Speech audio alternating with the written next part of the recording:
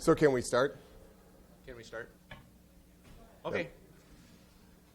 Welcome to the 2015 World Dairy Expo. Today's seminar, Defining Factors That Create Quality Heifers, sponsored by Land O'Lakes Animal Milk Products Company. The speaker today is Dr. Mike Van Amberg, professor at Cornell University. What does it take to produce a quality heifer, and how do we know this?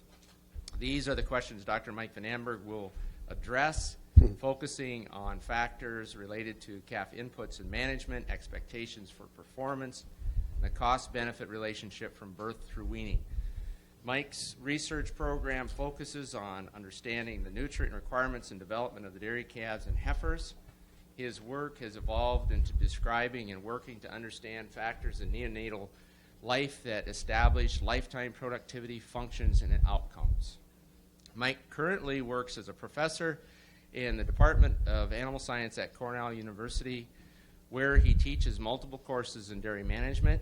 He also leads the development of the Cornell Net Carbohydrate and Protein System, a nutrition evaluation and formulation model used worldwide. I'm going to go off scripts here for a moment. Happy birthday, Mike, last Friday.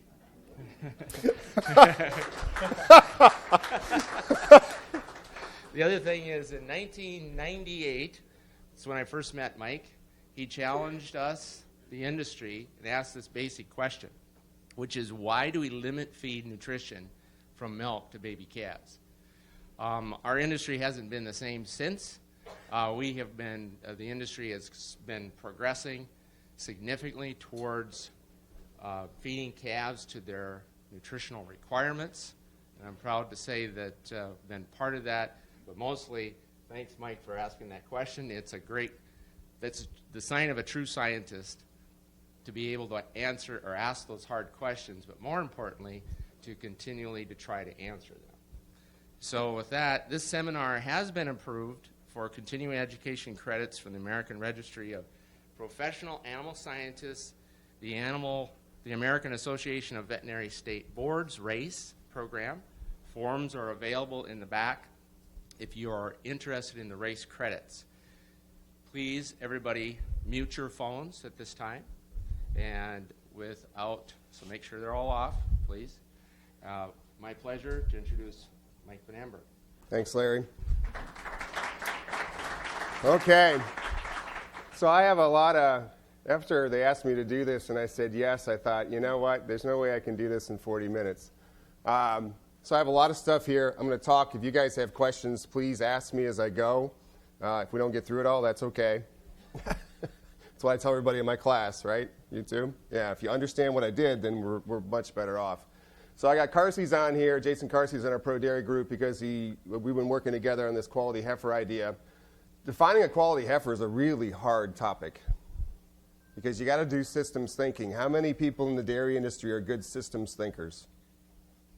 We are in one way because we're all farmers and we all work on a system, but the problem is that we get so task-oriented that we forget about how big the system really is. And what I've been wrestling with, just as the way I think about this, and you'll see that in the talk, is that I believe the calf is part of a system. Well, I know the calf is part of a system, but the system is not just, did we give her colostrum and then is she alive and did we get her weaned and all this kind of stuff. It's a proactive kind of thing, and mom has wanted things for that calf that we have generally ignored because we think it's more cost effective to do it our way and not the way mom intended. All right, so my bias is mom's right, and every time I do something else to figure out what the calf is trying to tell me, I realize that, if we were to leave the calf with mom would be doing this for the calf anyhow, and that we should be taking those cues. Okay, whether it's, I see Lonnie there, I see, when it's auto feeders and multiple day feeding, things like that, there's all sorts of stuff that we'll talk about quickly. Some acknowledgments: Harold Hammond, Katie Andrews, Fernando Soberone. Harold's in Germany as a faculty member. These are current and former graduate student. I got to get out from behind this podium or I'm going to kill myself. Oh, hey, this thing is portable, even better. Okay. So, biology of heifers interspersed with some economics, benchmarking, future productivity, and a summary. And again, I'm going to move. So, goal of a replacement program. Again, Jason and I have struggled with this. This is one of his slides. I've modified it extensively. But I think the way we look at this is the primary goal of all heifer programs is to raise the highest quality heifer that can maximize profits when the animal enters the lactating herd, right? But that encompasses everything, right? So she has to, in other words, in order to evaluate that, when do you have to measure her outcome? At least at the end of the first lactation. Okay? I'm going to talk about lifetime productivity here in a minute because I think it's all tied together. And the way we do this, again, these are big picture thinking terms. A quality heifer is an animal that carrying no limitations, nothing that detracts from her ability to produce milk under the farm's management system. She's born with a certain genetic capacity for milk production. The question is along the way, do we reinforce her genetic capacity? All right? If you get really expensive, look at the racehorse industry. That's not the right industry to look at relative to a bunch of dairy farmers. But you get these outrageously expensive foals. What do you do with them? You nurture them like crazy because you want them to optimize their capacity to be fast or to be good. Do we do the same thing with these calves? We consistently breed for more productivity. Do we reinforce that the moment they hit the ground? Right? And that's the challenge that I have for myself. Then obviously we want to optimize profits by obtaining the highest quality heifer at the lowest possible cost, usually in the least amount of time. Okay? So that begs the question is, how fast do you get them out of their non-productive state? When do they calve? When's it okay to calve a heifer? I'm going to show you some data. It's towards the end. You'll be surprised. Many of you, some of you who read a little bit may not be as surprised, but some of you will be surprised at what the numbers look like. Okay, so my way of doing this, and the other thing I think the industry has to do, and this is one of my pet peeves, is we have got to focus on return on investment. I get so frustrated when I talk to a dairy producer or I'm working in class and everybody wants to focus on cost per day. That has nothing to do with the outcome. You can feed a calf $4 worth of feed a day and put labor into it. If you're not getting any growth, what's your cost per pound of gain? It's really high. You can feed them $6 worth of feed and labor a day and get a pound a day gain. At least your cost now, if you're only getting 0.1 pounds in the previous one and you're getting a pound on the $6, now all of a sudden your cost per unit of gain is much better. Okay, so we had to think about return on investment. How are we going to get that back?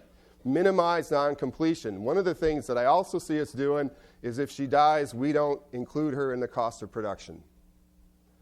Well, that's a failure of the system. If she was born alive and you got her into the system and she died somewhere along the way, that's a cost that needs to go into the value of all the heifers you're raising because that's part of your rearing costs. You just didn't realize the outcome, all right? And that's another thing that I think we got to get in there. And we have to optimize the productivity of the animal, coming back to my earlier statement, and manage them for their genetic potential starting at birth. Okay? We're breeding animals that have really high genetic capacity for milk production. We're not reinforcing that as neonates, right? We know that in humans, we know that in horses, we know that in all sorts of other species, that if we don't reinforce their ability, we're never going to see them achieve it. All right?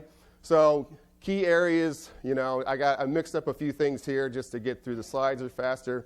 Quality, well, outstanding growth, few to no treatments, high quality environment, good airflow, low ammonia levels. How do you achieve low ammonia levels, by the way? It's really hard to do. I've got guys in New York doing this now. You build barns with drains in the floor, and the urine all goes away, so you don't get any ammonia production. It's that simple. But putting drains in calf barns it's not that hard, right? But you can tell you what, getting guys to do that effectively has been a real struggle over the last 20 years. But it's something as simple as that. Minimize organic material contamination. In other words, get the bedding out of there and make sure it's clean before the next group of calves come in. Meet all the growth benchmarks for optimum milk yield. All right, and I'm going to come back to those quite a bit. All right, we have benchmarks. What we don't have is people who weigh their calves and heifers. And again, I'll come back to New York. I have a lot of producers. Jason and I we've got discussion groups in the state of New York. We meet with those discussion groups. They challenge us. We challenge them. We share data. They share data. Last year, we had one heck of a go-around with a 800 to 1,000 cow discussion group. They're pushing Jason and I like crazy. We got to come up with a quality heifer. We got to do all these things. And I got really frustrated. I said, okay, you guys, how many of you have weighed your heifers in the last 10 years? Do you have any feedback? Wait, how many of them raised their hand? Not a one of them. I said, okay, now what do we do? Buy a scale. Yeah, you know why they won't buy the scale? That's a good point. Buy the scale. I've been saying that. Given the cull cow price, it doesn't take too many cull cows to buy a scale. They got to put labor on it. Well, that's a cost, right? And we don't have facilities for it. Where are we going to put it? So we have all these excuses. My joke is, it's kind of like the nutritionist showing up on the farm and the dairy producer says, I need more milk and I need it cheaper. And you say, great. How much you making right now and what it's costing you? And he says, I don't know, but you got to do better. It's exactly the same thing. You all laugh at that, but that's exactly the same scenario. Can you imagine what that would be like? You'd pull your hair out. So what does it cost? 20 to 30% of all costs to operate the business is your replacement program. Total cost, this is from some New York data, 2,000 to 2,400. It looks a lot like the Wisconsin data. Feeds about 53% of that, between $1.42 and $2.05. This is 2 years old now, but I don't think it's changed much. You know, we get labor in there, non-completion or non-performance. Non-completion in those herds averaged about 10%, the ones that were analyzed. And that has to be added back into this cost. And then key areas, number raised. What's your inventory? Yes, sir. Just a quick one. Do you find the weigh tapes are accurate enough to use for mowing? Weigh tapes for animals that are over 400 pounds are pretty good, as long as you're consistent. For those lighter weight animals, I find too much variation. Yeah, there's better tapes out there, but they're still not where they need to be. So weigh tapes are good. If that's your alternative, I'm happy with a weigh tape as long as we go out and do it. Is your inventory too big for the number right now with the milk price the way it is? One of the things that I say to a lot of producers is, why are you carrying all these heifers? Are you at 80% heifer load to cows, or are you at 90 or 100? I know dairies that are 110% of their cow load. Why are you carrying all those heifers? Good gracious, you shouldn't be higher than 75 or 80. There's no reason to carry them. That's a huge economic burden. All right, and then if you've got them, what's the value of those excess heifers? Okay, we've got to figure out how to get rid of that. This part isn't really part of the quality heifer thing as much as it may be part of the quality if you have to raise all them because you got too much non-completion. Okay, so quality, really simple things. Back to meeting the benchmarks. These benchmarks were designed to optimize first and subsequent milk lactation milk yield. We've got data on this. It's old data. It's been in the NRC now since 2001. The new NRC is being written. The problem is that nobody weighs these heifers, so we don't really know if we're hitting the benchmarks. All right, so the benchmarks are out there. We know they work, and I can show you all the data, but it doesn't mean anything because nobody has. It does mean something, but we just don't have the data to back it up or to show in the field all the time. I've got lots of examples through Dairy Fellows case studies where it's real. Calving problems, too heavy, too fat, too light, not big enough frame. It gets back to the benchmarks. The other things that we're worried about, mastitis, feet and legs, are there injuries? Prior treatments, this respiratory issue is a big one, and when it happens, pre or post weaning. One way that we came up to kind of get a snapshot, this is something we did many years ago now with a bunch of heifer evaluation programs around the state, was just what we call this replacement heifer management snapshot. All right, so we have this, and I'm happy, you guys, I'll give you this. Everybody who wants it, just email me. We actually have a whole booklet around this, but we sat down as a group and we went through the best performance we would see out there, and the one thing we wanted to see, the things that came out were this. First calf heifers treated as a calf or heifer. We want it to be less than 30%. And, you say, wow, less than 30%, that seems really high. Well, the question is how much do you treat your calves and heifers? That's all treatments done. Right. But I wouldn't call that a treatment. You're not giving them antibiotics or drugs necessarily. You're just giving them something to help them stay hydrated. No. Yes. That's why I said less than 30. I'm talking about those that are doing really well. We got to have something to shoot for, right? We don't want our goals to be where everybody's at. We want our goals to be where we think everybody can be. That's what this is. Because we have herds that we're doing this. That's where we got this from. So How many from 24 hours to 3 months of age? How many from 4 months to fresh? DOAs, less than 7%. We know there's herds out there with 1% and 2% DOAs, right? I think some of that gets down to definition, and I don't want to get into definitions now or I'll never get through this, but we can talk about that later, but less than 7. First lactation average peak should be equal to or 80% of the mature cows. First calf lactation total should be 80% equal to or greater than the mature cows. All right, if you're not doing that, and that is where I see a lot of herds fall down. 4 case study herds last year in Dairy Fellows, every one of them outstanding milk production on the mature cows, every one of them not enough milk in the first lactation. Got all the heifers pregnant at the right time, and then sent them out to the woods and forgot about them, right? And they calved in well below the benchmark for mature weight, and they were terrible on milk production. These are herds that are 30,000-pound herds where the heifers are making 70 pounds of milk, right? Because they can't figure out how to get them to the right body weight. Okay? First calf culls less than 60 days in milk, 5%. First calf MEs greater than mature. First calf treated in lactation, less than 15%. 85% retention to second lactation, right? Any herd, that's what we're looking for. And then lower whatever the number one reason is for first lactation culls, just to keep improving. So this is our snapshot of what we think really good herds can do year in and year out. And these are the herds that optimize their milk yield. Okay? So, man, do we need to start weighing our cows. I see this all the time. Cows aren't eating what they're supposed to. Cows are overeating what they're supposed to. Cows aren't eating what predicted. Heifers aren't growing like they're supposed to. It's because we don't know a darn thing about that cow. All right? I see nutrition programs where they're feeding cows that are 1,350 to 1,400 pounds, and the cows weigh 1,700 and 1,800 pounds. All right, so what cow are you feeding? And why are your energy conversions and your feed efficiency not where they're supposed to be? Because you didn't formulate for the cow that you're actually feeding. And I still see this a lot, okay? So we got to figure out how to get some data on our cows. All right, so our benchmarks, birth to weaning, double the body weight, right? That's the minimum.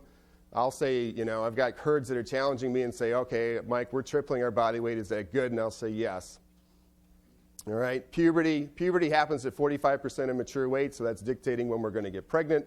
You better start trying to get them pregnant between 55 and 60% of their mature weight, because if not, you're going to carry them too long. First lactation, post-calving body weight needs to be somewhere between 82 and 85% of the mature weight. If you can do that day in and day out and stick to the distribution within your herd, because not every cow is the same in your herd, just like our population's not the same. If you can do that day in and day out, you're going to have good milk production in that first lactation, and you're going to do it in a cost-effective manner, right? The age, notice, is not on here. You have to figure out the age. We're going to talk about that in a few minutes. Mature weight, this is a question I just finished lecturing on this in class the other day. They said, well, how do you get mature weight? Third and fourth lactation cattle, 80 to 200 days in milk on healthy cows, not your cull cows. Don't take your cull cows. They're not your healthy cows, generally. Now, that's not true lately because cull cows have been so expensive. I think really good cows probably went to market just because they brought a lot of money. But that's not generally what we want to happen. So these benchmarks are designed to optimize based on the physiological maturity of the animals. These will optimize milk yield if we can stick to them. Is there a difference in breeds on those benchmarks? No. You know what? You can do crossbreds, Jerseys, Ayrshires, Guernseys, Holsteins, Brown Swiss, Montbéliard, doesn't really matter. Good question, Tom, which is what you got here, right? So if you got really small cows, you just stick to the benchmark. No, I was looking at Jersey versus Holstein. Yeah, exactly. Well, you got a big Holstein here, and you got a Jersey somewhere down here.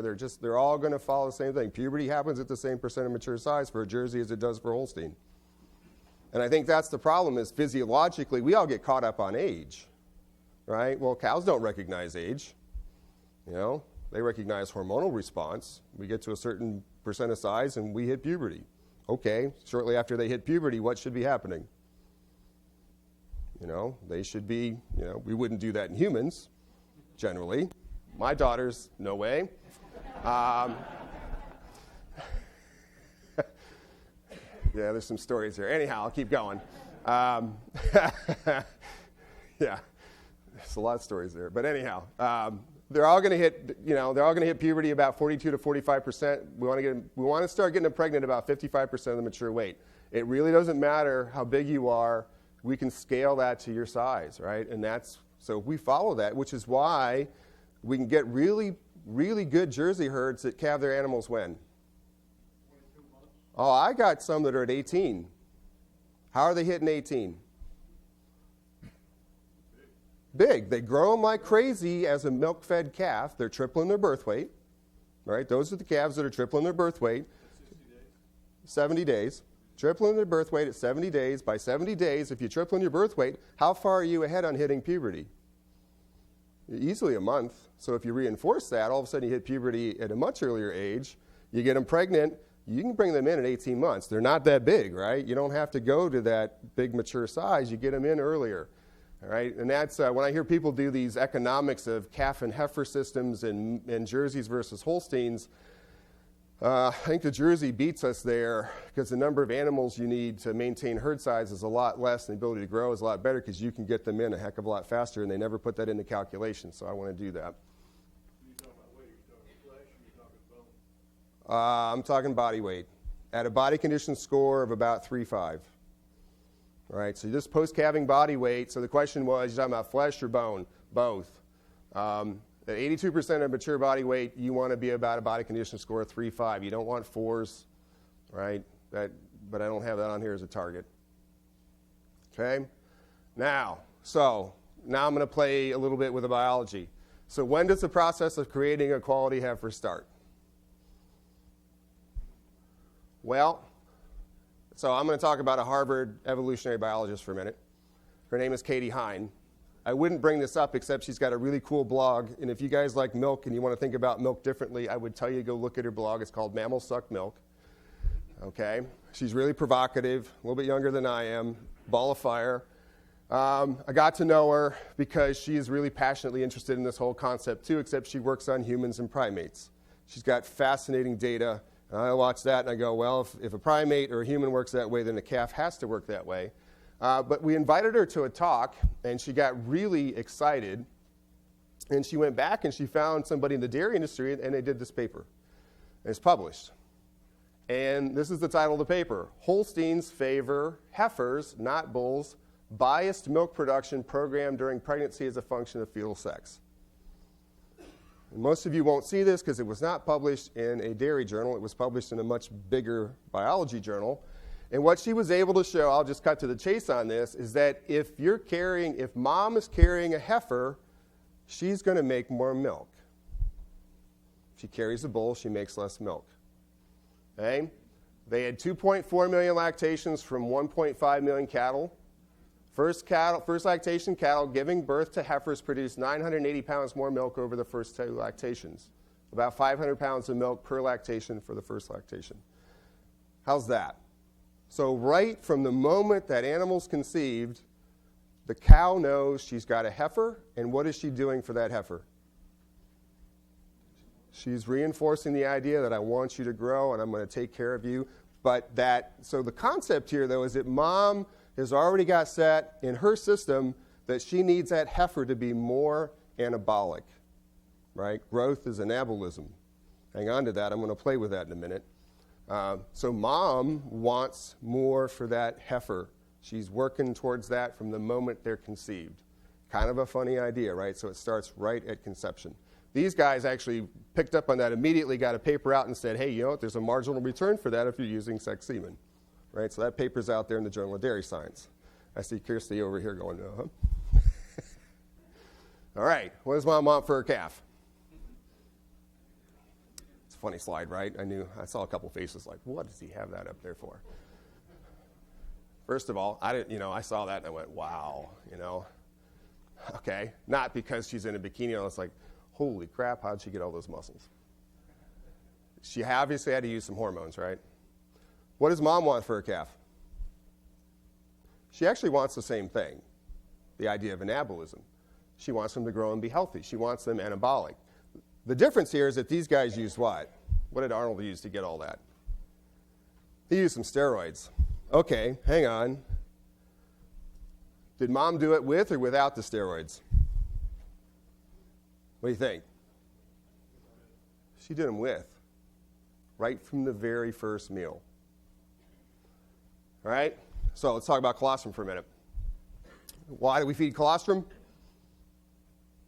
Well, we want them for the antibodies, right? Everybody in the room goes, yep, right? That's what we're all taught right from the very first thing we hear about calves and cows as a youngster.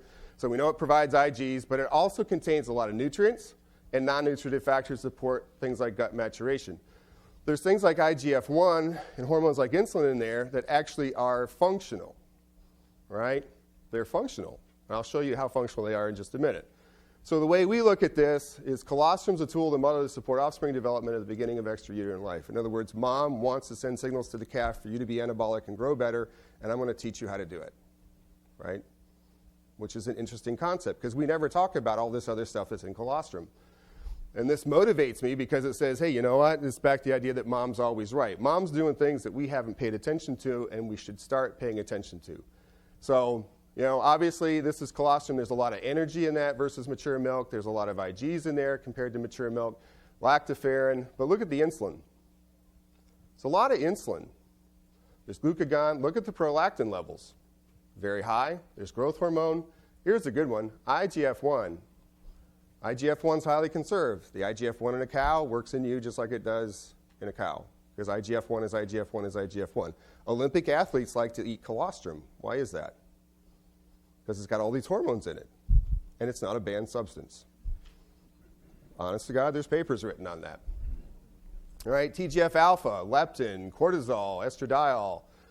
There's lots of things in that colostrum, and mom has put that in there for a reason. Right? She wants to make the calf anabolic. She wants to tell the calf how to use nutrients. All right, here's an example. And again, I'm doing this really fast, and I'm skipping a bunch of slides. This was one study. I skipped a bunch of stuff here. One study here, 4 liters of colostrum plus 2 at 12 hours, or 2 liters, all pooled. In these calves, I'm only going to show the ad libitum fed calves, co-mingled. We measured everything. This is only part of the study. This is the most important or relevant part. So we have the calves that were fed high colostrum and high intake and low colostrum and high intake. And you can see that the colostrum was managed really well. That's really high colostrum concentration or IG concentration, and that's blood. This is blood levels. And that's the limited version. That's still different but higher than industry standards. So these guys were not IG deficient. Here's our growth rates. So this is pre-weaning growth rates, all in the same diet, 174 versus 148. Okay, so what's the first thing you see there? Right from the get-go, who's growing faster? Calves that got more colostrum. Now, we've known that for a long time, but we always said it was what? We always said it was the IGs. Right? Well, I'm going to show you in a minute it's not the IGs. I took all that data out. And if you look at average daily gain to 80 days, what do you see? 0.3 of a pound a day different. So that whatever was started during the pre-weaning phase is going on when? Post-weaning. So it's being maintained. We couldn't manage these calves past 80 days to get intakes. And what's really fascinating about this is look what they did with the nutrients. Who was getting taller faster? The calves that got more colostrum. So not only are they gaining weight, but what are they actually doing with the nutrients? They're getting taller. Well, that's a change in how they partition nutrients. That's a really profound thing. That's anabolism, right? That would be the same thing. I can do that with a shot of somatotropin. It's illegal, but I could do that, right? And if you look at this post-weaning average daily gain, 2.4 versus 1.76. All right, so what was established early on, and the only difference in these calves was supply of colostrum in the first meal. Okay, so they're set. They're different. They're being programmed. Mom's telling them how to be more anabolic. Okay, so it's not the IGs. Okay, another study. This was published. This is one of Harold Hammond's studies out of Germany. Very complex study. I'm going to simplify it for you. 7 calves fed colostrum, 7 calves fed a milk-based formula 4 hours after birth, on average after birth, comparable in macronutrients. Okay, so here's so this is colostrum, day 1 to 4. Here's formula, day 1 to 4. If you look at like the lactose levels, they did a really nice job of matching the formula to the colostrum. You see the same thing in the protein. What you don't see, though, is that look at the concentration of IGF-1 in the colostrum for those days, and obviously there's nothing in the formula because it's a formula. Okay? So what you've got here is the same nutrient supply from colostrum without all the other things. Watch what happens. Okay? This is really intriguing, but it helps explain the growth rate. So the blue bars are the colostrum-fed calves. The green bars are the formula-fed calves. Here's plasma glucose. First 72 hours. The blue bars are the colostrum-fed calves. The green bars are the formula-fed calves. They all consume the same amount of nutrients. Who's got more glucose in their bloodstream? The colostrum-fed calves. A lot. Okay? Go out to day 4. Before and after feed intake. Here's plasma glucose. Before, you see a difference just like you do over here.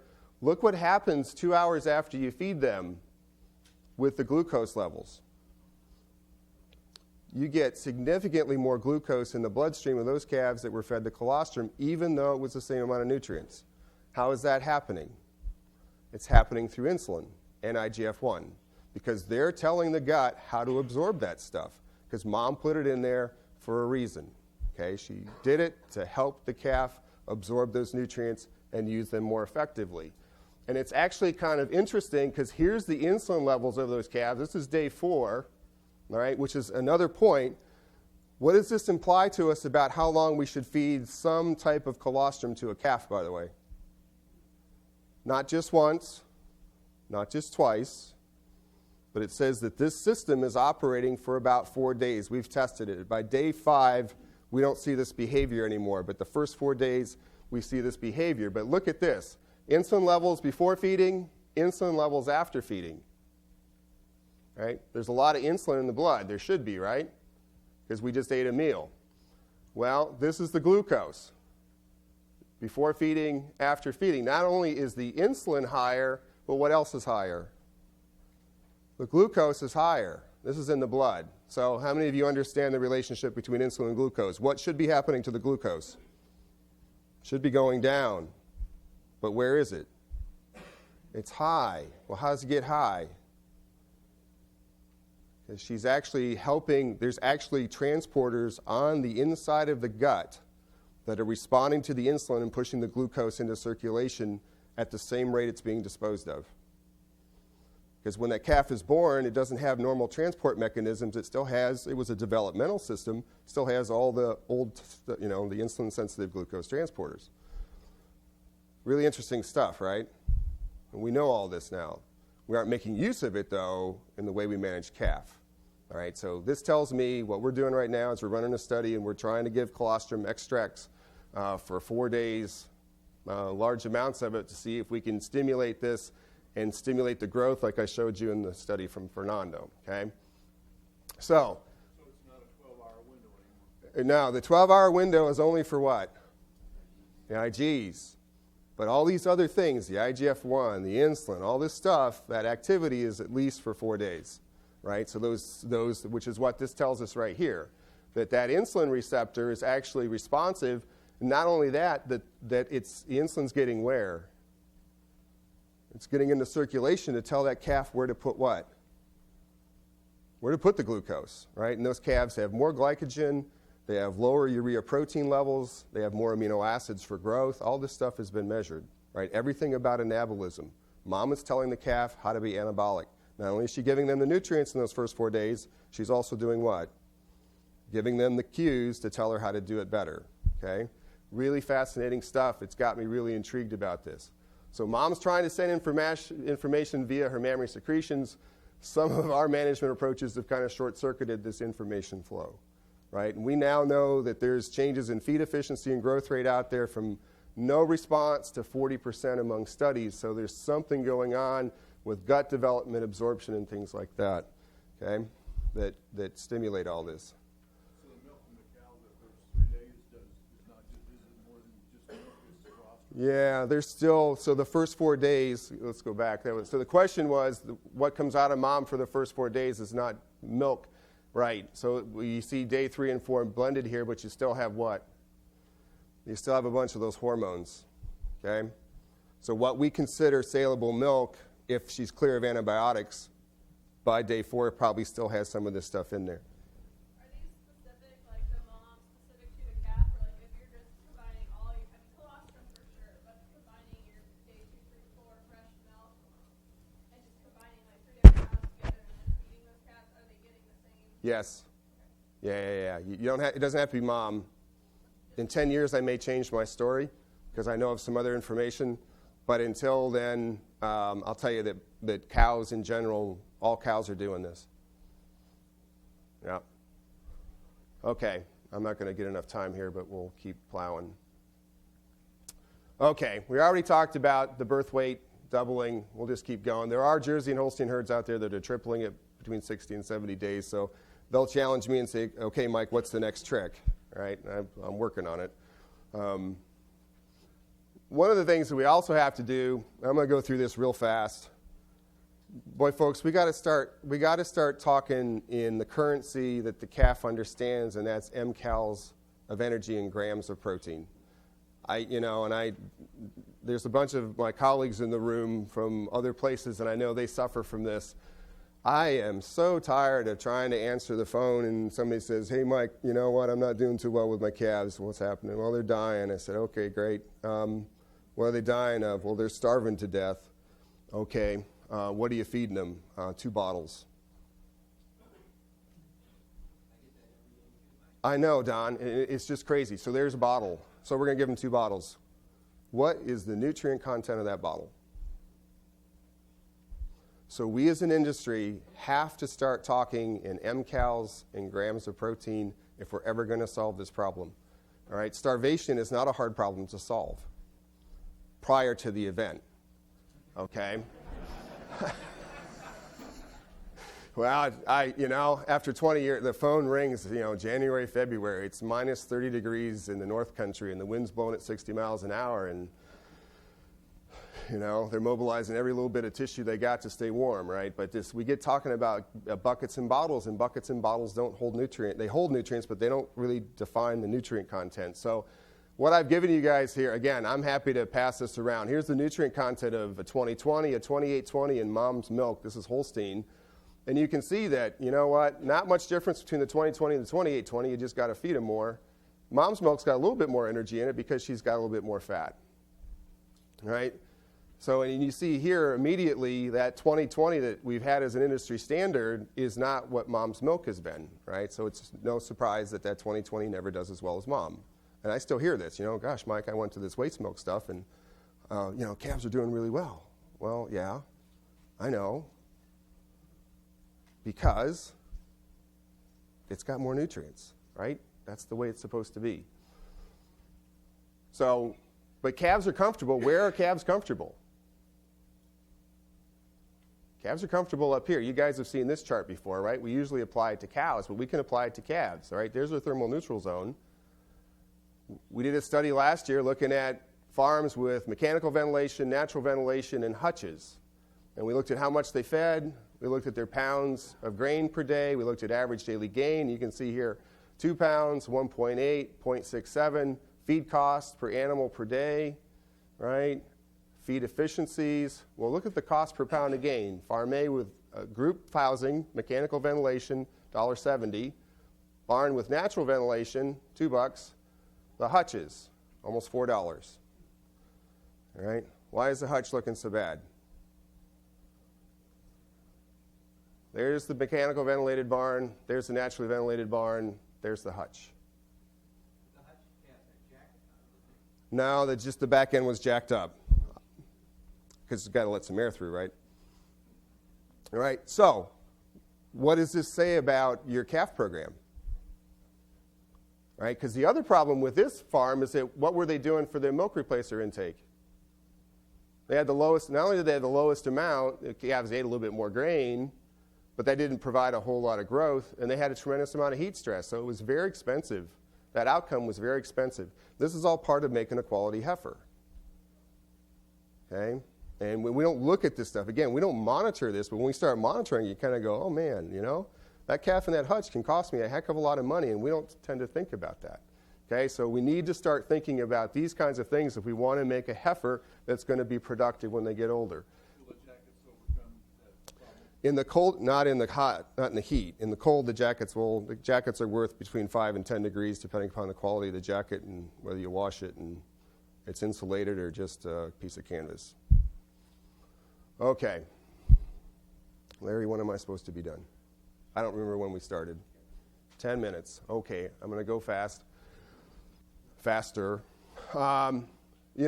Early life nutrition, most of you guys have heard this. We used the world literature on this because a lot of people were picking their studies and saying, well, it doesn't work.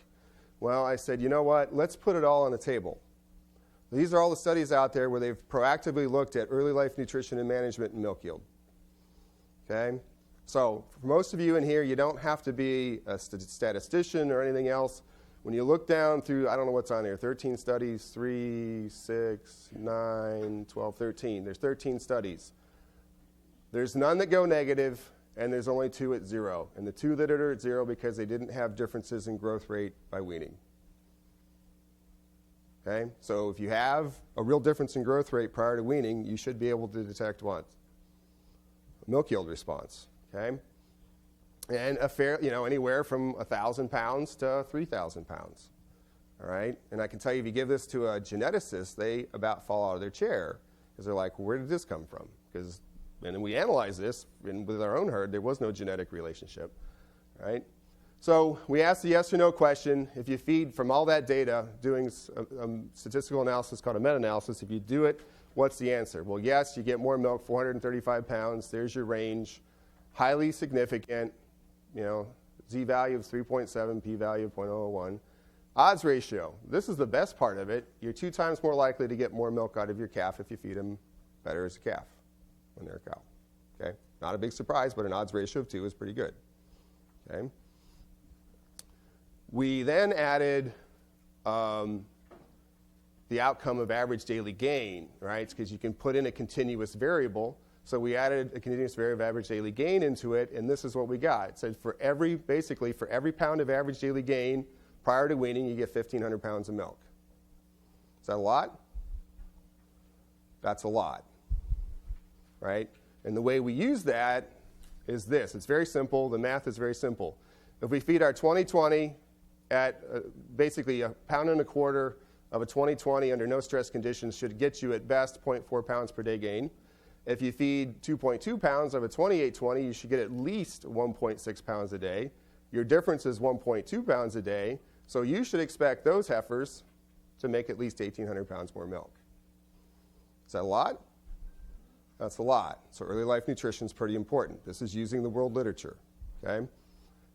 We got everybody on there. The non-responders. Matter of fact, we threw the highest responder out. That 3,000-pound data set did not have enough information to be included in this, so this is without that. Okay? Ooh, speaking of milk fed. In this evaluation, 22% of the variation in first lactation milk yield was explained by pre-weaning growth rate up to about 49 days of age. Right? Selection for milk only accounts for 7%.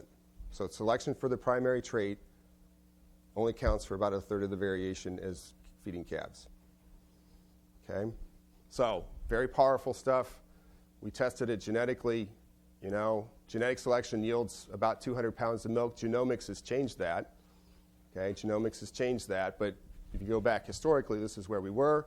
So pre-weaning calf nutrition and management yields somewhere between 4 and 8 times more genetic selection than lactation, or more than genetic selection. But what it really means is, if we're going to breed and select animals for greater genetic capacity, we have to do what?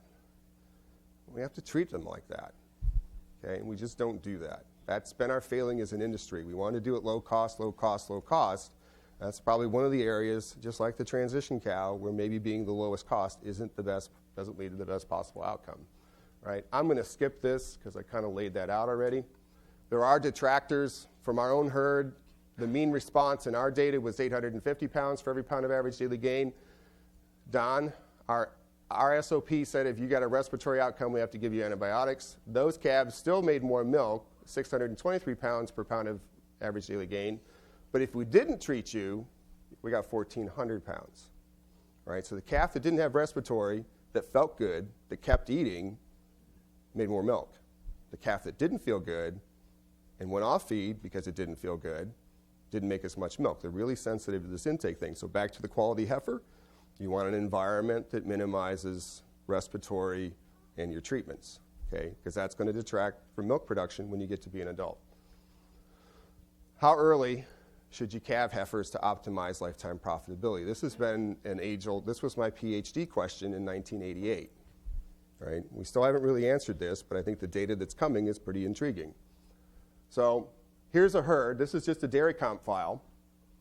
So you can do this very simply, or we can be more complex. I'm going to be simple and complex. Here's the simple answer. In this particular herd, we optimize, let me just get to this. Here's age of first calving. Here's lifetime milk.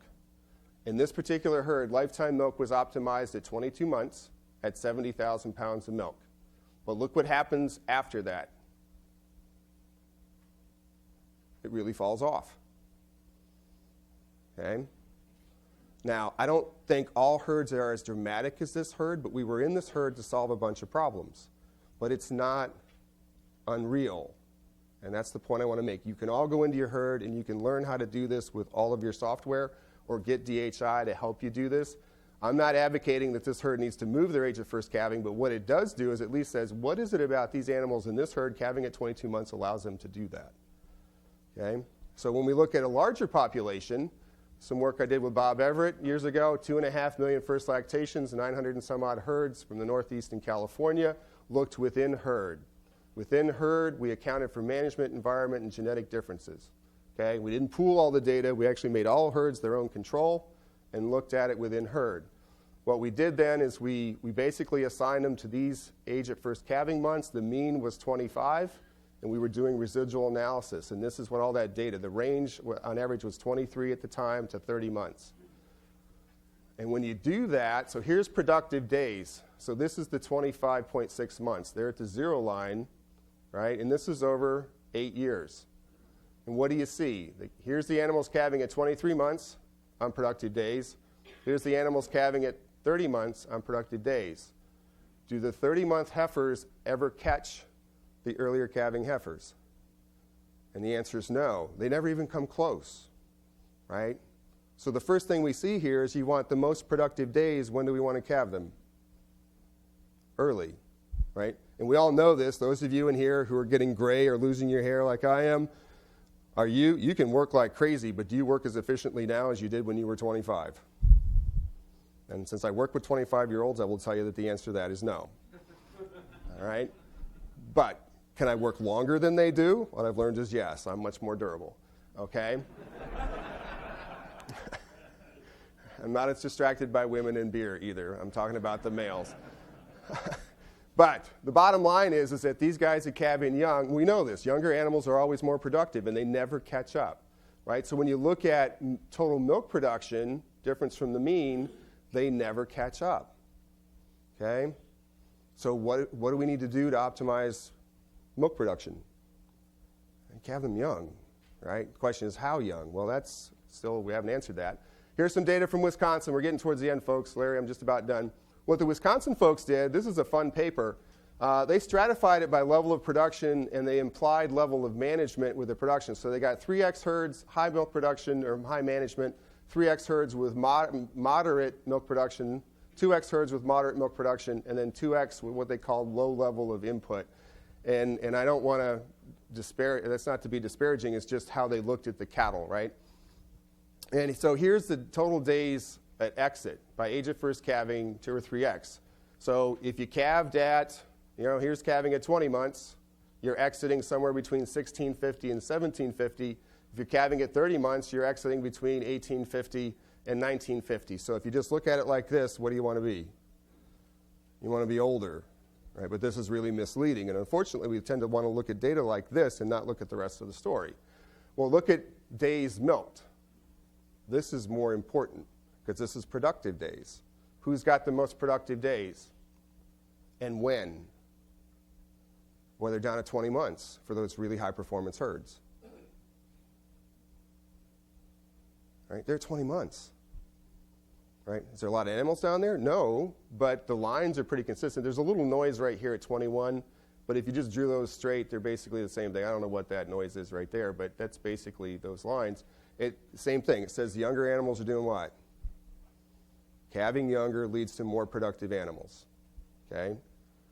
And if we look at lifetime milk, who's making the most lifetime milk? It's the younger growing animals. Is there a big trend of this line? The answer is no. And that's okay, because what this says is, man, you want to get them in early and optimize that milk yield because you don't want to carry all those heifers. This gets back to the inventory, right? Get them in early because I don't want to have to carry more heifers than I have to per 100 cows.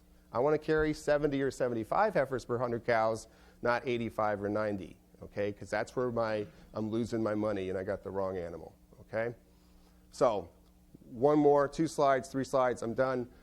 We did, back to our discussion group, this is only one herd. All the herds look the same way. Does that make any sense economically? You guys are all going, okay, that looks fine. What about the dollars and cents? All right, well, here's the dollars and cents. We did all the herds in the discussion group. They all look the same way.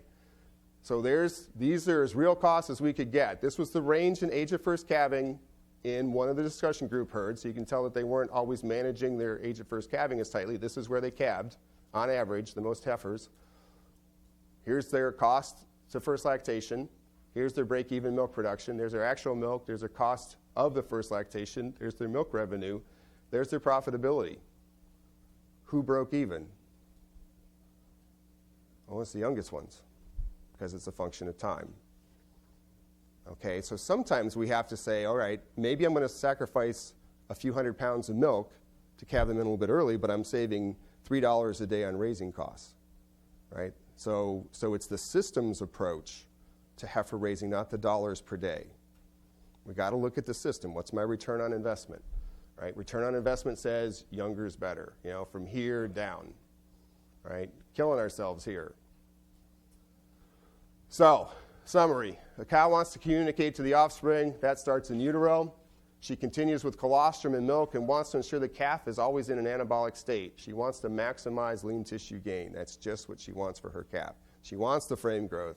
She wants the muscle growth. She wants the mammary development. That's all part of this.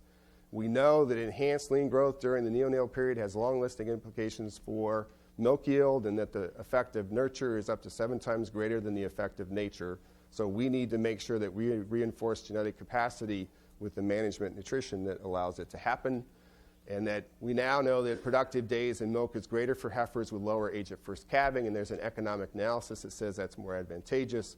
And I think the big thing is really we just need fewer replacements in the end, because we don't have to carry as many heifers in that herd. And that right now, especially with the milk price we have, we shouldn't be carrying all those heifers, right? I'll stop and take any questions.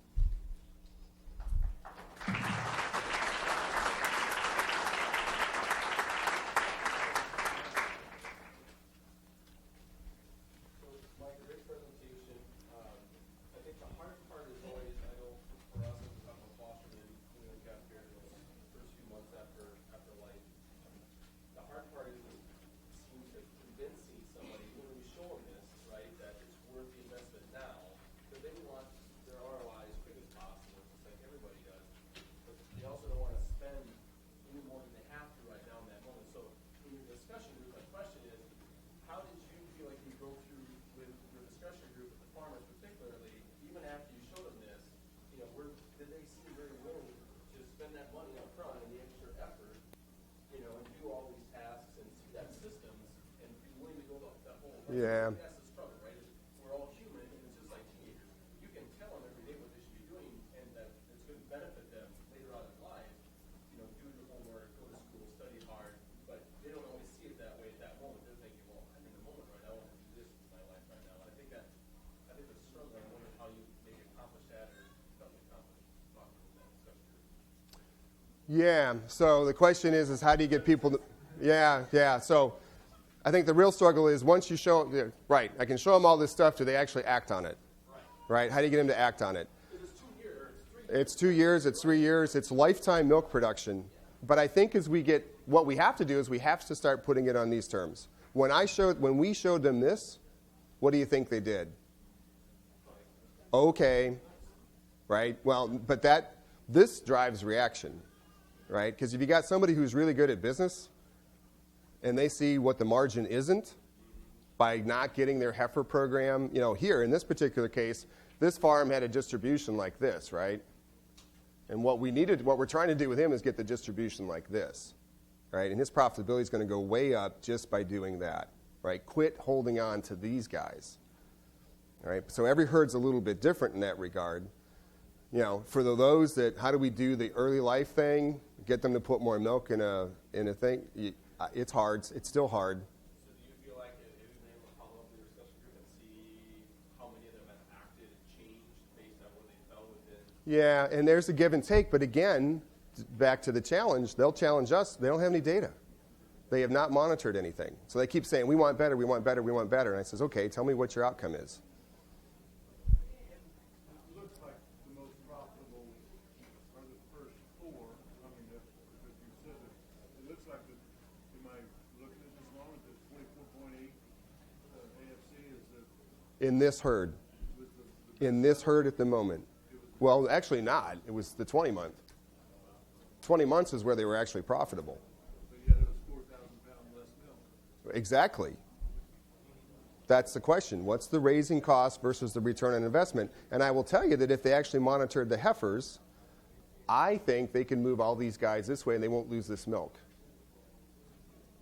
I think the reason they're losing the milk is they aren't paying attention to the benchmarks because they're not weighing them. They don't have to lose the milk.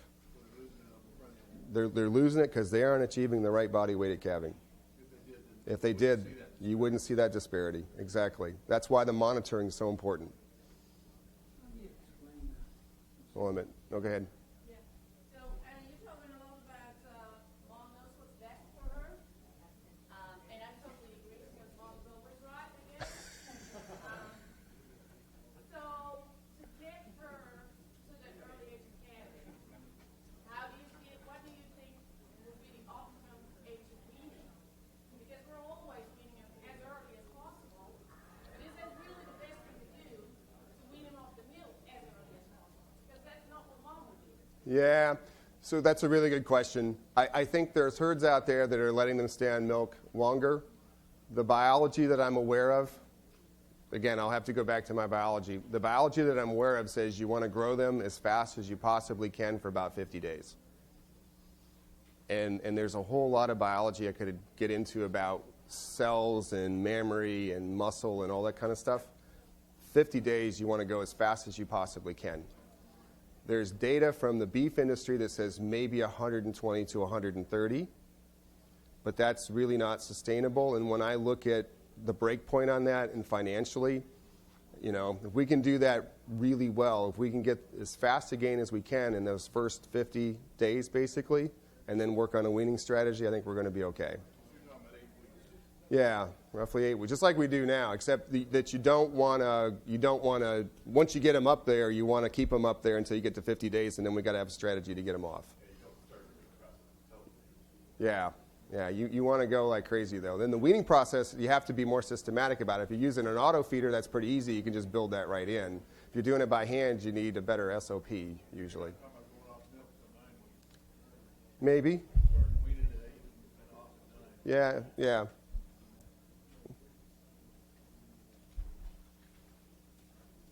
So I don't know if we have to go longer, but I know the 49 days is really important, 50 days. But there's a bunch of cells in the system that would tell me why that's important. What are you going to once a day? You could go to once a day. 6 weeks. Yeah, 40, 50 days. I don't like that one as well, but too much stress. Any other questions for Mike? Comment on that. The NOMS data for 2014 says that the weaning age went up a week, from 8 weeks to 9 weeks on average. So that's like 9 weeks. Yep. I think people are wrong.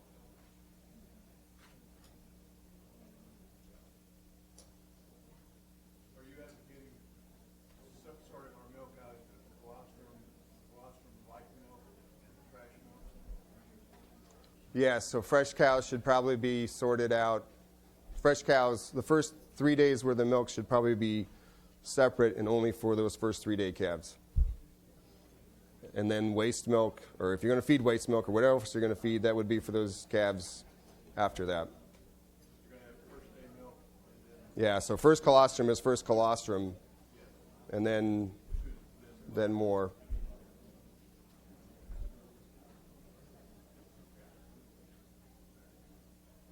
Okay.